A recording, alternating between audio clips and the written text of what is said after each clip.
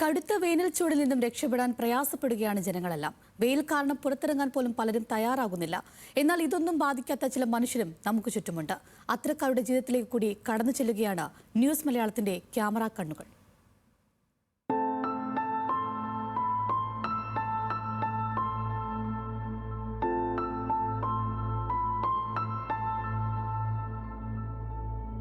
കത്തിയെരിയുന്ന വെയിലിന് കീഴിൽ ചുട്ടുപൊള്ളുന്ന മനുഷ്യരാണ് ചുറ്റും.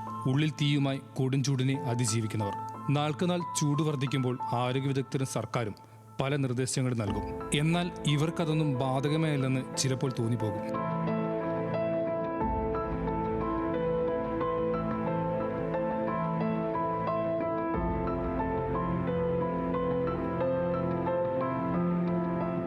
തീ പോലെ പൊള്ളുന്ന ഉച്ചവെയിലിന് കീഴിൽ ലോട്ടറി വിൽക്കുന്നവരുണ്ട്.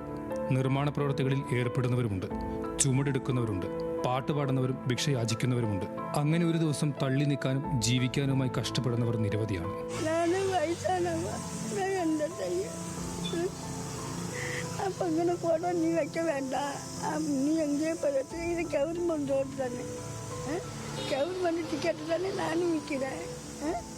இப்போ போந்தாலும் அங்கே போந்தாலும் இதோட சரி போந்தாலும் ഇങ്ങോട്ട് പുറത്ത് പോയി ഗവൺമെന്റ് തന്നെ ഇത്. ഒരു പകൽ മുഴുവൻ നീളുന്ന അധ്വാനത്തിനിടയിൽ ഒരൽപ്പം തണൽ പലരും ആഗ്രഹിക്കും. ചിലർ എവിടെയെങ്കിലും തണൽ കണ്ടെത്തും. എന്നാൽ ചിലരാകട്ടെ ഇതിലും വലിയ വെയിലത്ര കണ്ടിട്ടുണ്ടാകുമെന്നാകും മറുപടി നൽകുക. വണ്ടിക്കാർ പുറത്തുനിന്ന് വരുന്ന ആൾ വണ്ടിക്കാരാ, അവർക്ക് അവരെ ബുദ്ധിമുട്ടിക്കാൻ പറ്റില്ല. അവർക്ക് പല സ്ഥലത്ത് ഡെലിവറി ഉള്ളതാ. അപ്പോൾ അവർക്ക് നമ്മൾ ചൂടാണ് വെയിലാണെന്ന് പറഞ്ഞിട്ട് കാര്യമില്ല. അപ്പം നമ്മൾ പണി തന്നെ അഡ്ജസ്റ്റ് ചെയ്ത് പണിയും. ക്ഷീണം കൂടാറുണ്ട്. പക്ഷെ എന്താ അരി പഠിക്കണ്ടേ? അപ്പോൾ വരുന്നപ്പോൾ നോക്കിയിട്ട് കാര്യമില്ല. വെള്ളം കുടിക്കുമ്പോൾ ചെറിയൊരു ആശ്വാസം കിട്ടും, അത്ര തന്നെ. പിന്നെ പണിയെടുക്കന്നെ, വേറെ ഒന്നുമില്ല.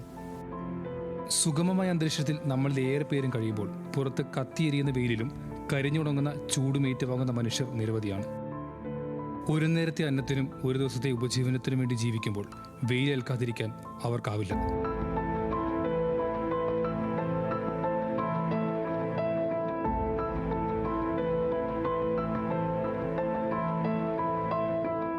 ന്യൂസ് മലയാളം, തൃശ്ശൂർ.